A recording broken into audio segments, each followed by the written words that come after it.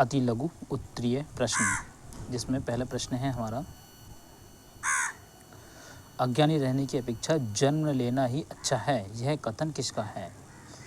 तो इसका उत्तर है, यह कथन प्लूटो का है। अगला देखते हैं, महर्षि वेदव्यास ने शिक्षा के विषय में क्या कहा? क्वेश्चन मार्क क्या कहा? तो उसका उत्तर है प्यारे साथियों, महर्षि वेदव्यास का कथन है कि ज्ञान शिक्षा जीवन के सत्य का दिग्दर्शन ही नहीं करता, प्रत्युत वह व्यक्ति को बोलना, चलना, व्यवहार करना भी सिखाता है। ठीक है साथियों, हमारा अगला प्रश्न, शिक्षा शास्त्री टी रेमेंट के अनुसार शिक्षा क्या है? शिक्षा का वह क्रम है जो बाल्यावस्था से परिपक्वावस्था तक चलता है तथा जिसमें मनुष्य आपको आवश्यकतानुसार धीरे धीरे भौतिक, सामाजिक और आध्यात्मिक वातावरण के अनुकूल बना लेता है। ठीक है प्यारे साथियों, अगला प्रश्न है, अगला प्रश्न देखते हैं साथियों,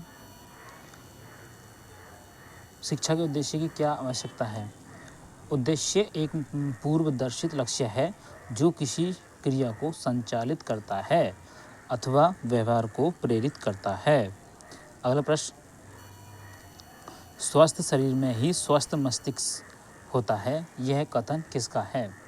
तो प्यारे साथी उत्तर देखते हैं, यह कथन अरस्तु का है। तो अगला प्रश्न देखते हैं,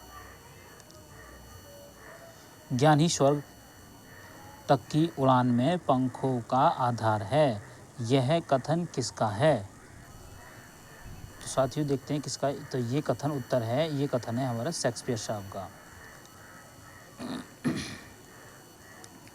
अगला देखते हैं प्रश्न, शरीर, मस्तिष्क और आत्मा इन तीनों का उचित और सामंजस्यपूर्ण मिश्रण पूर्ण मनुष्य के निर्माण के लिए आवश्यक है और शिक्षा की सच्ची व्यवस्था का आधार है, यह किसने कहा है? तो इसका सही उत्तर है हमारा महात्मा गांधी जी ने कहा था।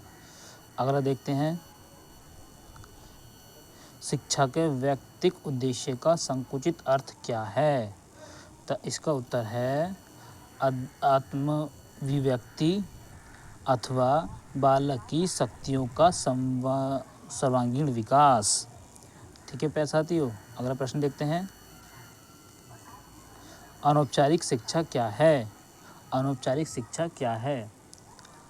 तो इसका उत्तर है, अनौपचारिक शिक्षा बिना प्रयास, आडंबरहीन, अव्यवस्थित, आकस्मिक, सर्वत्र, सभी दशा, परिस्थिति अथवा अवस्था एवं इसमें डबल है, एवं सभी व्यक्तियों द्वारा दी जाती है। अगला है हमारा प्रश्न, दूरस्थ शिक्षा के कितने घटक हैं? तो दूरस्थ शिक्षा कितने घटक हैं?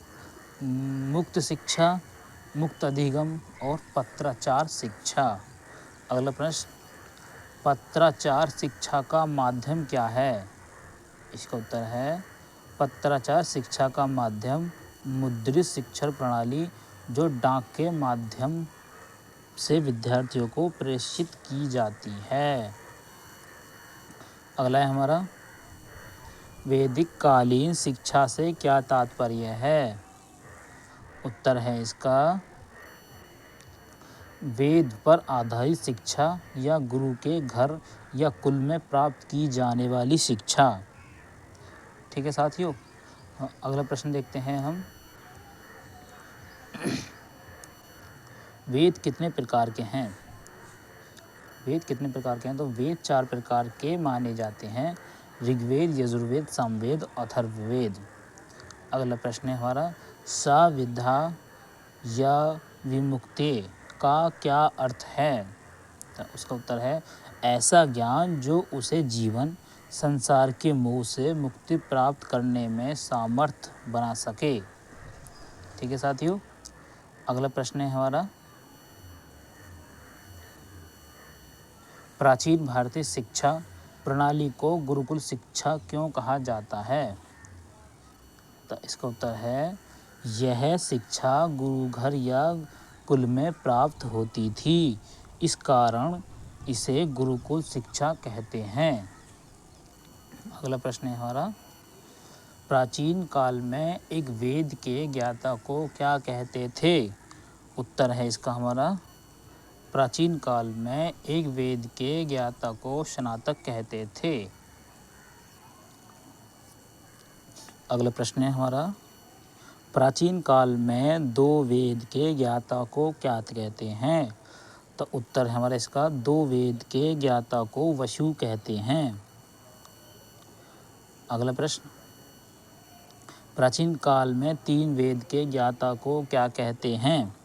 तो प्यारे बच्चों, तो इसका सही उत्तर है हमारा, तीन वेद के ज्ञाता को रुद्र कहते हैं। अगला प्रश्न, प्राचीन काल में चारों वेद के ज्ञाता को क्या कहा जाता है? तो प्यारे साथियों, इसका सही उत्तर है, चारों वेद के ज्ञाता को अद्वितीय कहा जाता है। प्रश्न है हमारा,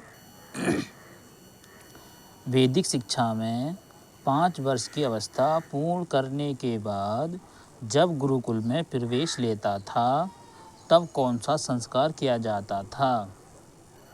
तो सही उत्तर है इसका, चूड़ाकर्म संस्कार किया जाता था। अगला, गुरुकुल में प्रवेश के लिए भेजते समय कौन सा संस्कार कराया जाता था? उत्तर है इसका, उपनयन संस्कार कराया जाता था। अगला है बच्चों, उपनयन का शाब्दिक अर्थ क्या है? तो उत्तर है हमारा इसका, उपनयन का शाब्दिक अर्थ है गुरु के पास ले जाना। क्या है? मोस्ट इम्पोर्टेंट है ये, ठीक है।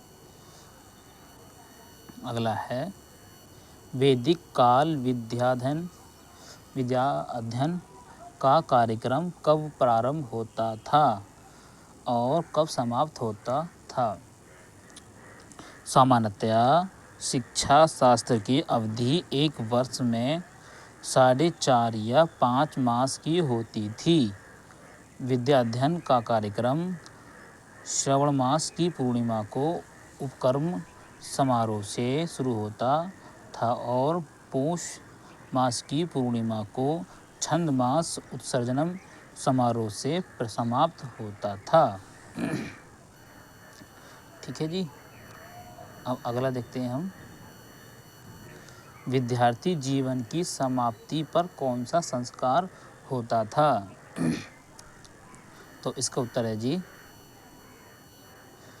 समावर्तन संस्कार होता था। अगला प्रश्न है, डॉक्टर R.K. मुखर्जी ने बौद्ध शिक्षा के विषय में क्या कहा है? इसका उत्तर है जी, डॉक्टर R.K. मुखर्जी के मत में बौद्ध शिक्षा प्राचीन ब्राह्मणीय शिक्षा प्रणाली का एक परिवर्तित रूप था।